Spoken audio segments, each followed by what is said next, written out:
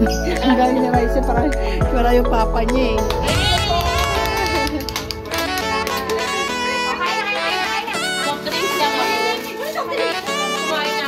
Babae, sinulay na talaga parang hindi ka anak.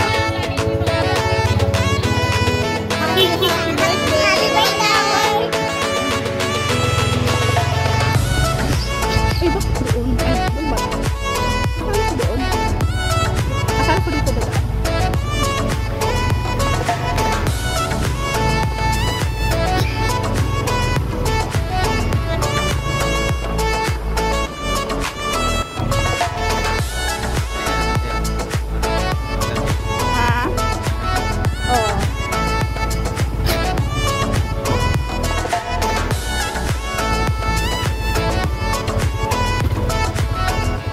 Kasi yung Swamilaw kasi hinandaan din siya doon na nandaan sila sa Anilara.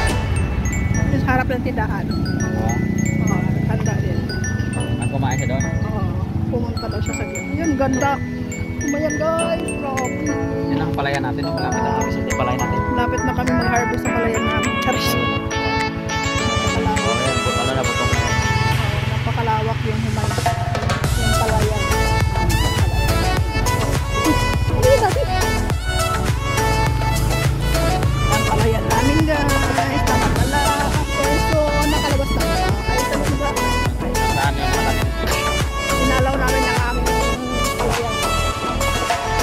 Utong pa? Hindi mo tamaan ng hagin yan. Matamaan ng hagin, lugi tayo sa gasto. Ay, uwi na kami. Busy na yung palayan natin. Namumula-mula na siya. Ilang linggo lang, mahabis na yung pare natin. Napakadami guys. Namumula na oh.